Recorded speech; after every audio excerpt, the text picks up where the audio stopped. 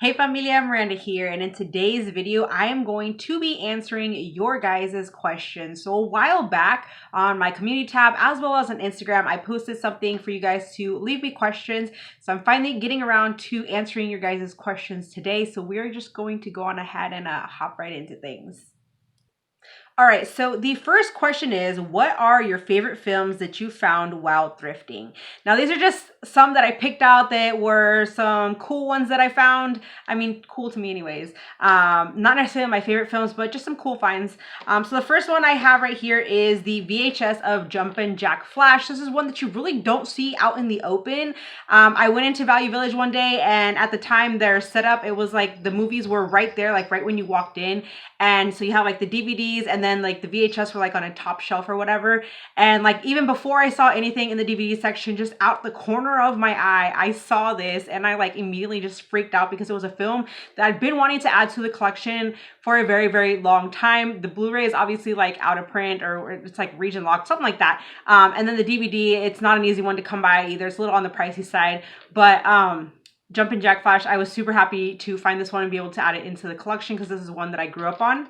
Next up is the Lincoln Lawyer on 4K. I do believe this was actually factory sealed when I found it, but it's not every day in my area that I even find a 4K in, you know, the thrift store. Actually, I think this is probably the only 4K I've ever found in the thrift store, and it was one that I was just obviously needing for the collection. So I was happy about that it was a 4K that I was needing. I haven't seen this film yet, but I think I paid like $3 for this because it didn't have a sticker. Normally like Blu-rays and stuff in like my Goodwills or Value Village or whatever, they're around like $4 to $5. But when it doesn't have a sticker, it's like $3. So it's like the price of like a DVD or whatever. So I paid $3 for this, and like I said, I'm pretty sure it was like factory sealed when I got. I have to go back and like look at the video or whatever. But yeah, so to find a 4K for $3, that is not a bad freaking deal at all. So that was a pretty cool find. Same with this Tucker and Dale versus Evil, you guys. This is not one that I really see many people hauling or see in like, you know, thrifting, like hunting videos or anything like that. And I gotta say, you guys, so I found this at Value Village and I almost left it just because, I don't know, the artwork on the front is just so freaking cheesy. At the time I was just thinking, you know what, this is probably gonna be just such a stupid movie. I'm probably gonna hate it. And I was kind of set on leaving it, and then I don't know what kind of pulled me back, but I'm glad that I got this because, you guys, if you have never seen this, I mean, yes, it is just ridiculous. It is so dumb. It is so cheesy, but oh my gosh, this movie is a freaking blast. There was a couple scenes in here that I just died laughing, you guys. It's gory and it is just, it's so good, guys. So I'm happy that I picked this one up. Check it out if you haven't. This one here, Damage with Steve Austin. I found this one at Goodwill. This is one that I'd been wanting to pick up for a long time, and it's just one that full price is still like over $20. It just never drops or anything. But I remember watching this on TV and enjoying the heck out of it. So this is one that I was happy to find. And then in my neck of the woods too, it's not every day that you find a steelbook at the thrift store. And so I actually, this one too, Value Village. Looks like a lot of my finds are coming from, like the good finds are coming from Value Village. But we have the steelbook of The Italian Job, and it's a nice one that kind of, the cover here is like embossed and everything. I mean, this is a great movie, saw it in theaters, and so I was just freaking happy to find a steelbook and, you know, The Italian Job at that, at the thrift store. And then lastly, the Weird Al Yankovic, the videos here in the snapper, it is literally just a bunch of his, like music videos and stuff like that. Obviously, I grew up on his music and whatnot. I really enjoy Eat It and Amish Paradise. Was probably like a couple of my favorites and stuff. But yeah, I think I've only ever seen like maybe one other person haul this, like from a thrift store or whatever. But I just thought this was like super cool when I found it. So yeah, I mean, I think it's pretty cool find. I love Weird Al. All right, next question is, can you express why it is so important for us collectors to preserve physical media? That is a great question. So us physical media collectors, we are doing the world a favor by preserving history and preserving the fine art of film. I mean, I personally don't want to have to rely on just like streaming or just digital copies, because let's face it, digital copies you can lose the rights to. Streaming, things are there one day, they're gone the next. So you never really know what's going to happen with that. And, obviously you have to rely on an internet connection and all that. So, at the end of the day, like it all kind of just adds up, especially streaming.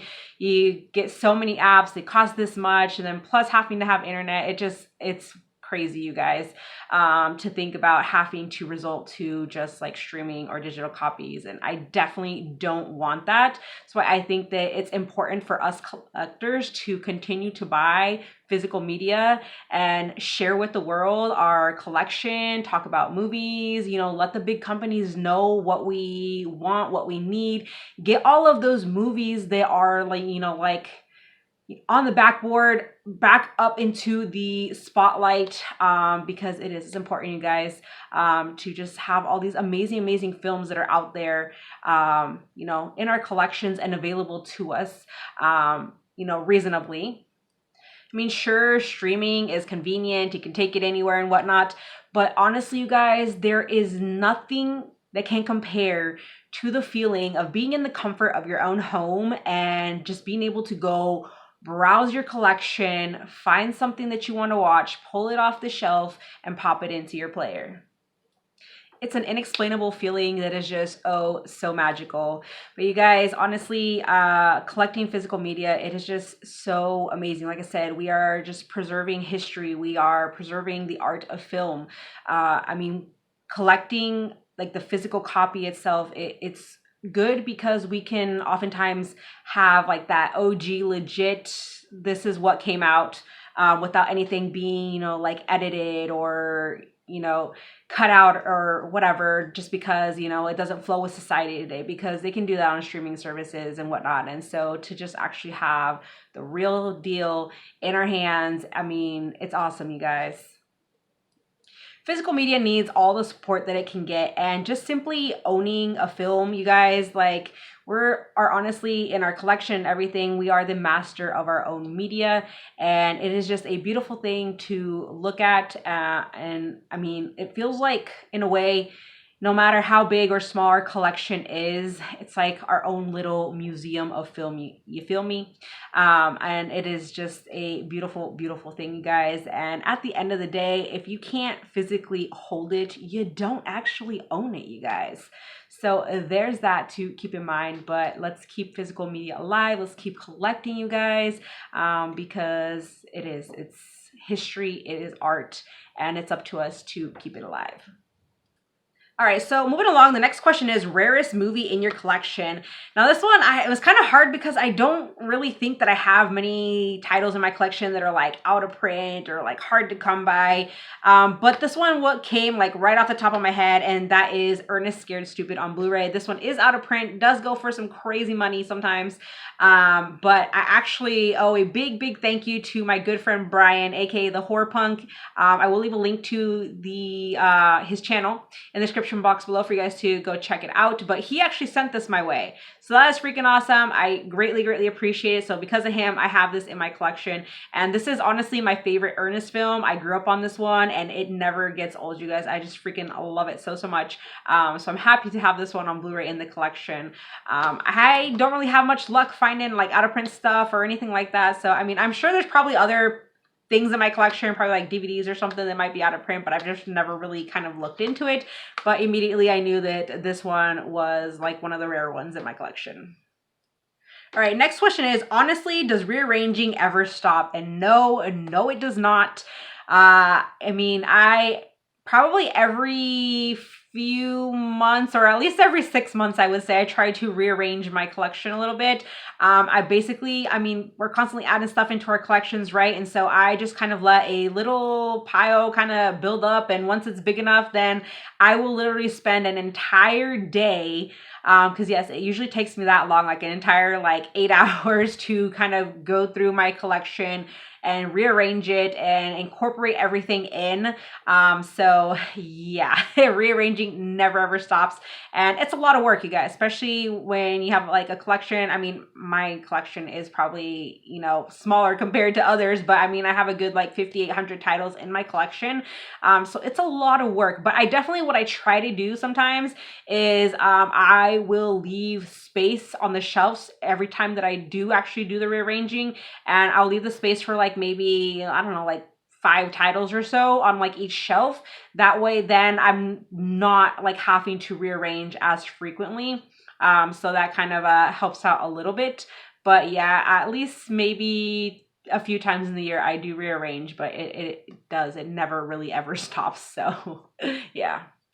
All right, the next question is favorite 5 superhero movies. Now, I've mentioned before, I'm not super huge on, you know, superhero movies, but don't be surprised if I left like any good ones off. These are just ones that I could seriously like watch all the time and never get tired of them. They're just the ones that I really, really enjoy. So first up, we do have Shazam. I enjoyed the heck out of this one. I know it's kind of more newer, but yeah, I love it, you guys. It's seriously, it's fun, it's funny, it's just family friendly, and I love it. Next up, I'm going Thor Ragnarok. Though, I mean, I enjoy the first 3 films. Didn't really care much for Love and Thunder, but Ragnarok is definitely, I'd say, the better one of the Thor films. Then we have Batman Returns. I mean, I could have gone like, you know, OG Batman here, but just went with Batman Returns because I do remember liking that one the most from these films, and it's the one that I kind of remember watching more as a kid. So we got that one. A more newer film, I enjoyed the heck out of this one despite the hate that it got, The Flash. And then Tobey Maguire will always be my Spider-Man, so just going with the first film here. Though, I mean, the first and second were probably better. Third one was just okay. It wasn't that great, but yeah, so we got Spider-Man. All right, next up we have what else do you collect? So if you guys have been with me for a bit, you guys probably know I do post on Instagram, you know, like anytime I buy a new item of this, but I collect coffee mugs. This is actually my most newest addition to the collection. I have so many, you guys. It's ridiculous. Honestly, I don't even really use them all, but I enjoy collecting them and just having the options to pick whatever mug I want to use when drinking my coffee and stuff like that. I did do a video a while back on my collection. I mean, I get like a lot of movie related ones and TV show related ones. I do collect like other type mugs, but I've kind of been more focusing on like, yeah, movies, TV shows, stuff like that. So I may do a collection update if you guys are interested in seeing, because I actually have added several into the mug collection since I did that last video. But yeah, so that is what else I collect. I really don't need a lot of mugs, but I can't help it, you guys. I'm a sucker for a cute coffee mug. All right, next question is, what's a movie or set you don't own but wish you did? So eventually I would like to pick up the Omen set as well as the Fly set. I think that those would be 2 great ones to have in the collection. Also like the Critter set. And then believe it or not, you guys, I actually don't own a single Halloween movie. So I need to see about eventually picking those up. I've kind of been set on trying to get the 4Ks, but damn, they just do not drop in price. So that's a little collection that I kind of need to work on, is all of the Halloween films. All right, so the next question is, if you only had to pick just one movie from the decade, 2014 to 2024, what would it be? You guys, I had like a super big list going, and I was trying to narrow it down to just one movie, and I could not. So I have 3 films here, but honestly, like these could seriously be like interchangeable. These are just 3 films that I absolutely love from the decade, even though there's like a gazillion more that I probably could have gone with as well. But these 3, like I said, they're pretty interchangeable for being like the #1 spot. So a newer one, Everything Everywhere All at Once. This film was a freaking blast, and I just had like, this is probably one of the better like theater experiences I've had in a very, very long time. And I got to go see this one in theaters with my sister, and it was ridiculous. It was hilarious. It was just seriously everything. And even though it was just kind of chaotic, I loved every minute of this film. Interstellar, you guys. I'm not huge on sci-fi, but I gotta say, and especially in 4K, this looks amazing and it is just visually stunning. And I mean, I didn't really feel the runtime at all on this one. I was just super invested into this film and it is just so dang good, and just the whole like space feel and everything is awesome. And then I'm a fan, you guys, so straight out of Compton. Love the music. All the performances in here I thought were absolutely fantastic. And yeah, so you know, I had to go with that one. But I mean, I could have easily picked, say, like, you know, Rocket Man or Whiplash, Nightcrawler. There's so many good films that came out in this decade that I could have easily gone with. But those three are just like way up there. Definitely could have been like my number one. So like I said, they're pretty interchangeable there. I could not pick a single film. All right, next up is, has YouTube changed the way you collect or the way you think about collecting, and has it been for better or worse? Kind of yes and kind of no. I mean, you guys, being a part of the movie community here on YouTube and even on Instagram, you guys, it has been quite the eye-opener. I have learned about so many films that I never even heard of, or films that honestly I would have never taken the time out of my day to like even watch or anything like that. And so many other like films that I'd kind of forgotten about that came back into the spotlight, all because of this amazing community. And sure, I mean, I kind of blame y'all for you know, spending a little more here and there, but I mean, seriously, like who doesn't? Think just everyone in the community in their own way kind of puts out there something for everybody. Everybody's like recommendations, and like I said, just bringing films back into the spotlight and whatnot, and just even their tips on, you know, ways of collecting and all of that. There's so many useful things in this community that I have taken in that have kind of helped me with the way that I collect. I'm definitely trying to restrict myself a little bit more and also kind of be more selective instead of just, you know, at first I was definitely buying just a lot of garbage and titles that just really weren't worth it. Whereas now I'm really focusing more on stuff that, okay, I know I'm going to watch this.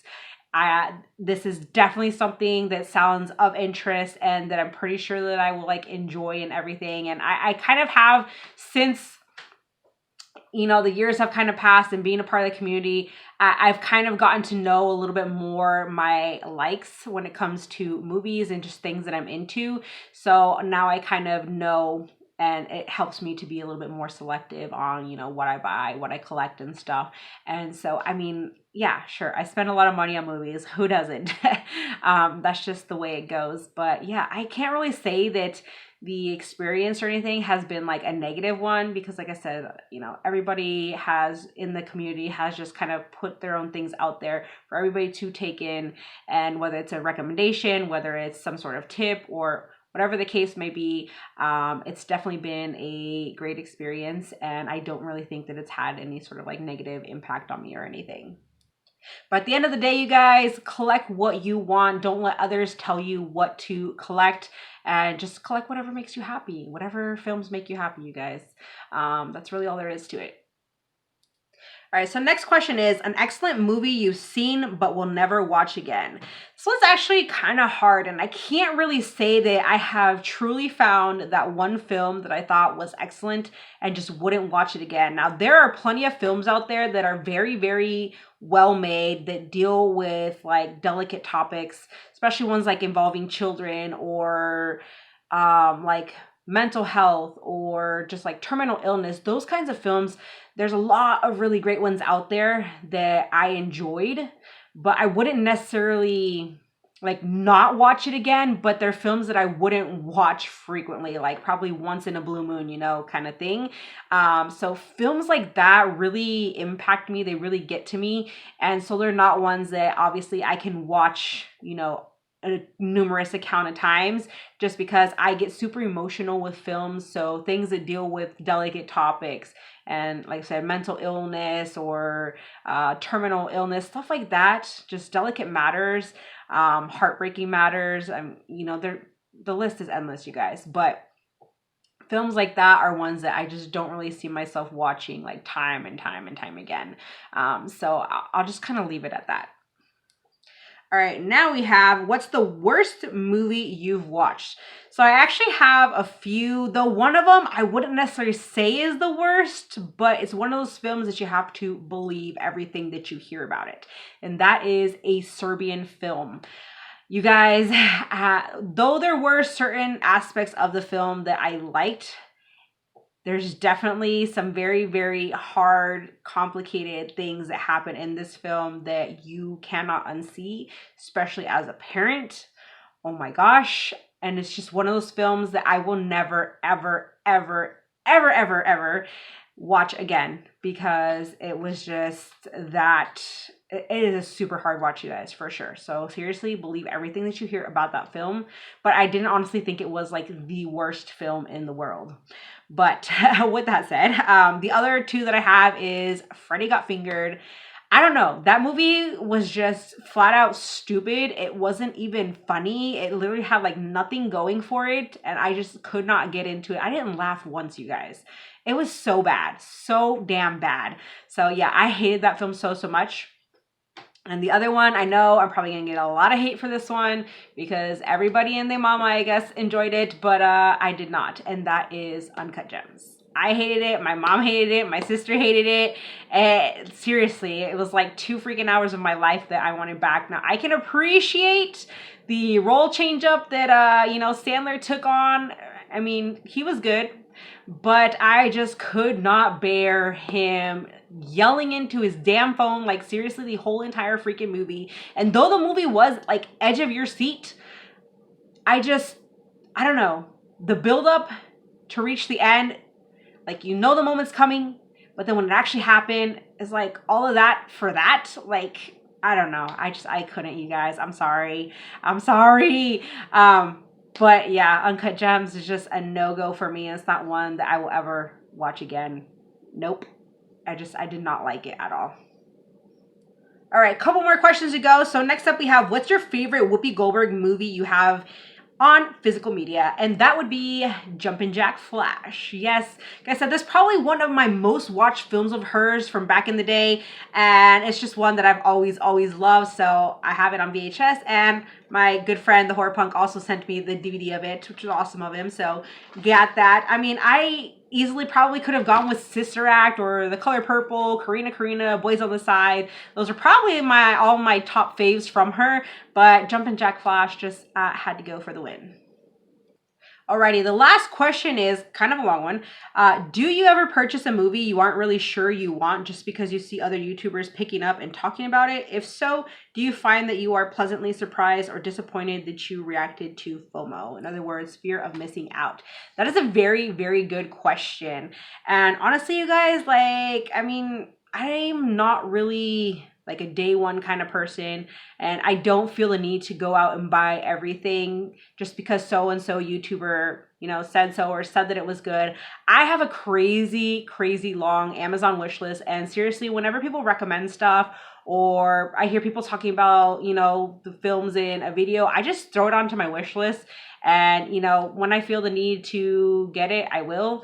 But I'm like in no rush to get anything that, people show in their videos, or just because they say, oh my gosh, it was so awesome. Like, I don't feel that need to just go out and buy it right away. I'm one that I can seriously wait. Sometimes there's so much more better deals if you are willing to wait. Like I've kind of mentioned before, I go a lot through Facebook.